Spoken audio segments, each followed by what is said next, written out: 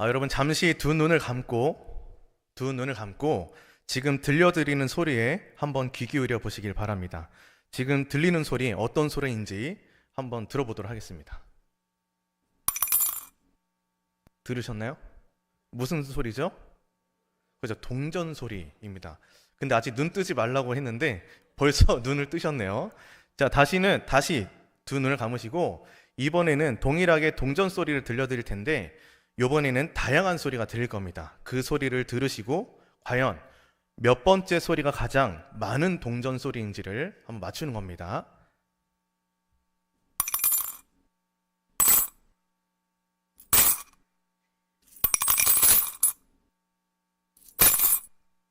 네. 몇 번째일까요? 몇 번이요? 여섯 번째? 다섯 번째밖에 없는데 여섯 번째라고? 네. 정답은 아무래도 제일 마지막에 들었던 다섯 번째 동전입니다. 지금은 우리가 이렇게 떨어지는 이 동전 소리를 듣고 맞추는 잠깐의 시간이었지만 여러분 이 소리에 평생 귀를 기울이며 살아갔던 한 사람이 등장을 합니다. 심지어 이 떨어지는 동전 소리로 인하여서 그날의 기분이 좋을 때가 있고 또 그 기분이 나쁠 때가 있는 소리에 아주 예민한 사람이 오늘 본문 말씀에 등장합니다. 그 사람은 누구냐면 바로 바디메오입니다. 이 바디메오라고 하는 사람에 대해서 말씀에서는 어떻게 소개를 하고 있느냐? 46절의 말씀에 보면 이렇게 나와 있습니다. 그들이 여리고에 이르렀더니 예수께서 제자들과 허다한 무리와 함께 여리고에서 나갈 때에 디메오의 아들인 맹인 거지 바디메오가 길가에 앉았다가 보면은 그는 어떤 특징을 가진 사람입니까? 앞을 보지 못하는 맹인입니다. 그런데 그가 태어날 때부터 앞을 보지 못했던 사람인지 아니면 중간에 어떠한 일로 인해서 앞을 보지 못한 사람인지 이 부분에 대해서는 오늘 바디메오 이야기의 첫 번째 여기서 다룰 것이 아니라 한 세 번째쯤에 이야기를 다루어 볼까 합니다. 앞을 보지 못하는 이 바디메오, 그런데 그냥 앞을 보지 못하는 사람이 아닙니다. 그가 사회적으로 어떤 지위를 가지고 있는 사람인지에 대해서도 설명을 하고 있죠. 맹인, 거지, 바디메오입니다. 여러분 그래도 그는 혼자가 아니었습니다. 그에게는 가정이 있었습니다. 디메오라 이름하는 아버지 밑에서 태어난 사람입니다. 그런데 성경에서 바디메오라고 하는 사람에 대해서만 이야기를 하면 좋겠지만 왜 굳이 누구의 아들인 것까지 기록을 하였을까? 여러분 저에게는 두 딸의 아이가 있는데 이 아이들이 놀고 있는 모습을 가만히 지켜보거나 아니면 자고 있는 모습을 지켜보고 있으면 가끔 이런 생각을 하게 됩니다. 이 아이들이 살아가는 세상은 지금보다 더 좋은 세상에 살아갔으면 좋겠다. 더 살기 좋은 사회였으면 좋겠다. 적어도 내가 살아가는 삶보다는 조금 더 나은 삶을 살아갔으면 좋겠다. 어찌 보면은 부모가 자식에게 많은 것을 물려줄 수 있는 형편이라면 너무나 감사하겠지만 적어도 가난이라는 것만큼은 물려주지 말아야겠다라는 그러한 생각. 대부분의 부모라면 이러한 생각을 가지고 있으리라고 생각이 됩니다. 바디메오의 아버지인 디메오도 마찬가지로 아마 우리와 똑같은 마음이지 않을까 생각이 됩니다. 이 아이만큼은 내가 자라온 환경이나 내가 자라온 가정, 지금까지 걸어왔던 수많은 삶, 내가 지금 처해 있는 상황보다는 조금 더 나은 길을 가기를 원하고 조금 더 나은 삶을 살아가게 해주자는 그러한 부모의 마음. 디메오가 살아갔던 시대나 지금 우리가 살아가는 이 시대나 부모의 마음은 똑같다라는 것이죠. 그런데 여러분 참으로 안타까운 것은 현실은 그러하지가 못했다는 겁니다. 디메오가 살아갔던 곳 그리고 그 뒤를 이어 자신의 아들인 바디메오가 어디에 거주하고 있는 상황입니까? 어느 도시에 머물러 있죠? 46절 초입 부분에 보면은 바로 여리고라는 곳에 머물러 있는 것을 볼 수가 있습니다. 제가 2월 28일 날 수요 저녁 예배 이 시간에 삭개오에 대한 이야기를 하면서 여리고에 대한 이야기를 잠깐 나누었습니다. 기억하시죠? 못 보셨으면 여러분 유튜브를 통해서 꼭 보시길 바랍니다. 그리고 잊지 말아야 할 것, 구독과 좋아요, 알림 설정을 부탁드립니다. 여리고라고 하는 곳은 어떤 특징을 가진 지형이라고 말씀드렸냐면 상당히 부유한 그런 도시 중에 하나였다라고 말씀을 드렸습니다. 모든 육상의 통로를 거쳐야만 하는 곳이 바로 여리고였고, 또 중동 지방의 오아시스라고 불릴 정도로 물이 상당히 좋았던 그런 도시라고 말씀을 드렸습니다. 그래서 여리고는 기본적으로 풍족한 도시였고, 또 그 지역에서 사는 사람들은 행복한 그런 행복 만족도가 상당히 높은 지역이라고 할 수가 있습니다. 그것을 뒤집어서 우리가 한번 생각해 보면 빈익빈 부익부가 상당히 뚜렷한 도시라고 볼 수도 있을 겁니다. 가난한 사람은 계속해서 가난할 수밖에 없고, 또 재산이 많은 사람은 더 큰 부자가 될 수밖에 없는, 누군가에게는 이곳이 천국이겠구나라고 고백하는 아주 만족스러운 그런 삶을 살아가는 사람이 있는가 하는 반면에, 누군가에게는 인생을 포기하고 싶을 정도로 너무나도 어렵고 너무나도 차갑고, 만약에 지옥이 있다면 바로 여기가 지옥이겠구나라고 고백하는 사람도 있을 겁니다. 지금 이러한 고백으로 살아가는 사람이 누구냐면 바로 바디메오라고 할 수가 있습니다. 부모로부터 대물려오는 그런 가난 뿐만 아니라 앞을 보지 못하는 맹인입니다. 그가 할 수 있는 거라고는 단 하나밖에 없었습니다. 46절 하반부에 나와 있는 것처럼 길가에 앉아서 구걸하는 인생입니다. 길가에 앉아서 구걸하는 인생.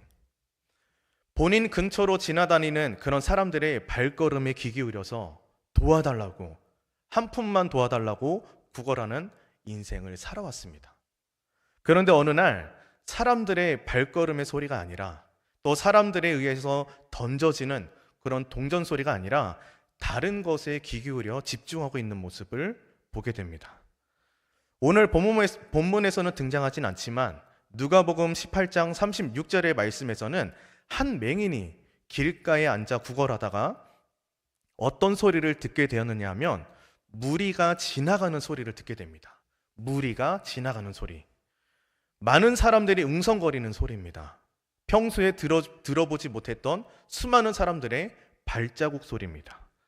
바디메오는 지금 이 상황이 너무나도 심상치가 않다는 것을 직감하기 시작합니다. 그리고 지나가는 행인을 붙잡고 이렇게 물어보기 시작합니다. 무슨 일이냐? 무슨 일이 있느냐? 그렇게 물었더니 오늘 본문 말씀 47절에는 이렇게 나와 있죠. 나사렛 예수시란 말을 듣게 됩니다. 나사렛 예수시란 말. 예수라는 말을 듣자마자 맹인이자 거진 바디메오가 즉각적으로 어떻게 행동을 하느냐? 소리치기 시작합니다. 다윗의 자손 예수여, 나를 불쌍히 여기소서. 여러분, 그는 주저하지 않았습니다. 자신이 어떠한 직분을 가지고 있는지, 또는 자신이 사회적으로 어떠한 위치에 있는지 전혀 개의치 않았다는 사실입니다.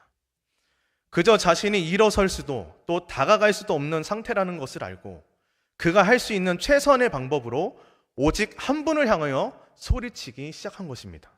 예수님, 예수님, 제가 여기 있습니다.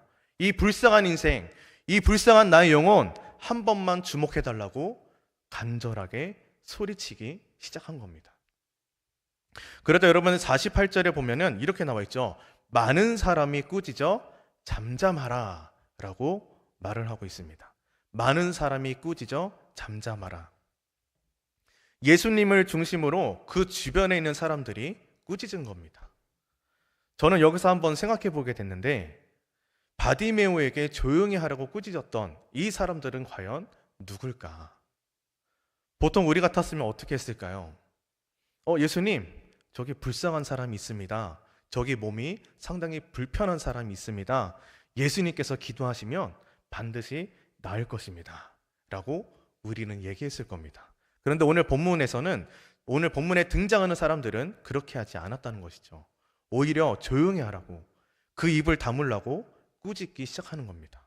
그것도 한두 사람이 얘기한 것이 아니라 많은 사람들이 이러한 생각을 가지고 있었던 겁니다. 그렇다면 이 사람들은 과연 누굴까? 제가 스스로 내린 결론은 어느 정도 살만한 사람들이다. 그냥 평범한 사람들이 아닐까라는 생각을 해보게 되었습니다. 왜냐하면 사회적으로 높은 위치에 큰 부와 큰 명예를 누리고 있는 사람은 자신들이 직접 발을 벗고 나서서 예수님을 따라다니지 않았을 겁니다. 왜냐하면 그들은 부족함이라는 것이 없었기 때문이죠. 굳이 예수라는 사람을 쫓아다닐 이유가 없는 것입니다. 그렇다고 해서 반대로 사회적으로 소외된 사람들, 육신적으로 연약함이 있는 사람들, 가난하고 도움이 정말 필요한 사람들, 이러한 사람들이 예수님 곁을 따라다니는 무리였을까? 여러분, 그것도 아니라고 봅니다. 왜냐하면 이러한 사람들은 일반인들과 어울리지 못하는, 아니면 어울릴 수가 없는 그런 사람들입니다. 그들은 스스로 죄인이라고, 그들은 스스로 나는 나병 환자라고, 나는 저주받은 사람이라고 고백하며 살아가는 사람들이기 때문에 일반 사람들과 함께 어울리지 못하고 떨어져 지낼 수밖에 없는 그러한 연약한 사람들입니다. 그렇기 때문에 예수님 주변에 모여 있는 사람들과 어울릴 수가 없었을 것입니다. 그렇다면 여러분, 정답이 나왔죠? 어느 정도 적당히 살아가는 그런 사람들, 어느 정도 살만하다고 이야기를 하고 살아가는 사람들, 돈이 많은 것도 아니지만 아예 없는 것도 아닌 사람들, 또 큰 병을 앓고 있지는 않지만 그래도 낫게 해주면 고마운 사람들. 말씀에서는 이 사람들을 가리켜 예수님을 따르는 제자라고 칭하지 않았습니다. 이 사람들 가리켜 무엇이라고 칭하고 있느냐? 그냥 무리입니다. 무리. 이 무리에 대해서 카이 아이들먼이라는 사람은 이 사람들을 가리켜서 어떤 사람이라고 얘기를 했느냐면 예수님을 따르는 팬이라고 이야기를 합니다.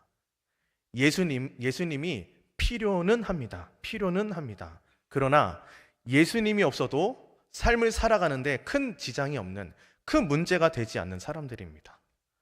예수님이 있어도 그만, 또 없어도 그만인 그런 사람들. 그저 예수님이 행하시는 표적과 기적에만 관심을 보이며 그것으로만 열광하는 사람들입니다. 여러분, 이러한 사람들의 특징이 있는데, 이러한 사람들의 특징은 무엇이냐면 두 가지로 우리가 볼 수가 있는데, 그 중에 하나는 바로 배신입니다. 배신. 예수님께서 십자가의 길을 걸어갈 때 예수님을 중심으로 함께 따르던 그 수많은 사람들은 언제 그랬냐는 듯이 등을 돌려서 그 자리를 떠난 사람들입니다. 또 다른 하나는 욕심입니다. 욕심. 그들은 양보하기를 싫어합니다. 마치 콘서트장에서 공연을 하는 것 마냥 예수님을 중심에 놓고 R석, S석, VIP석, 일반석, 물론 여러분 자리가 정해져 있는 것은 아닙니다.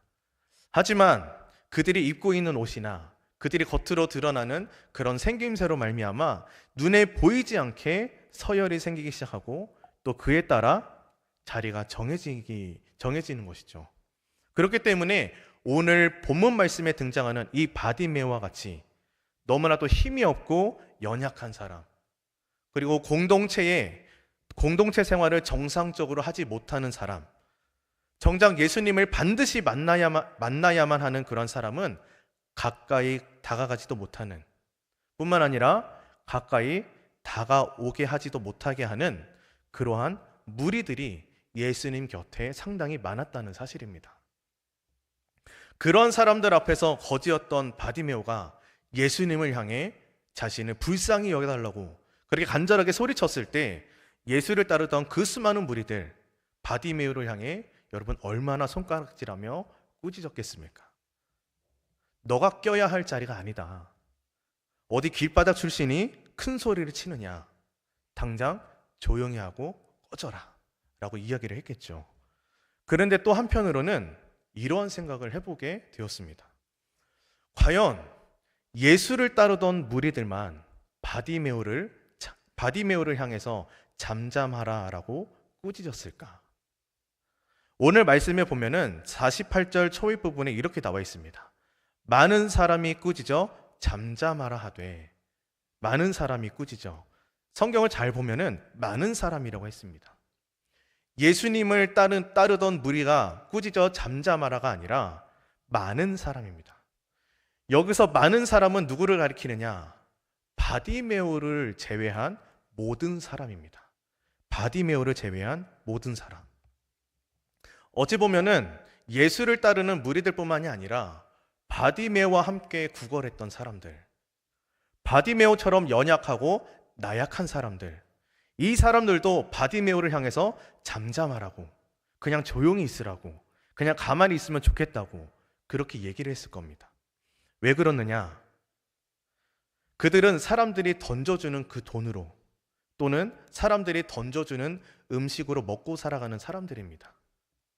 어디에서 그것을 주워 먹죠? 길가에서입니다. 길가에서.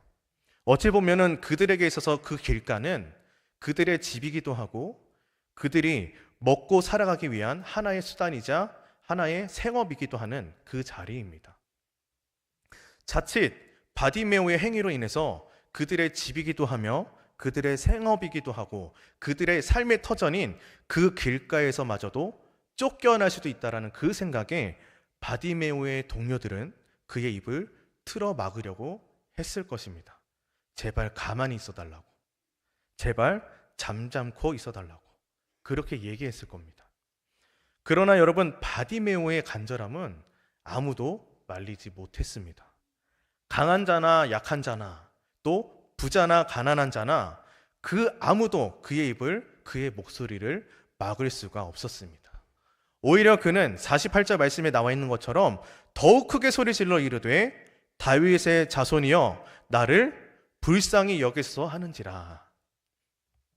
여러분, 여기서 더욱이라고 하는 헬라어 원어는 말론이라고 합니다. 말론. 이것은 오히려, 도리어, 더 확실히, 점점 더라는 그런 의미를 가지고 있습니다. 다시 말해서 이전보다 더 확신을 가지고 본인이 낼 수 있는 그 목소리보다 더 크게 부르짖었다는 사실입니다. 자신의 한계점을 뛰어넘었다는 것입니다. 그렇다면 무엇이 그를 그토록 담대하게 행할 수 있도록 그렇게 행했느냐? 무엇 때문에 그는 주변 상황과 환경으로부터 굴복하지 않고 주저하지 아니하고 있는 힘을 다해서 더 확신을 가지고 그토록 부르짖었던 것이냐? 그것은 바로 예수입니다. 예수.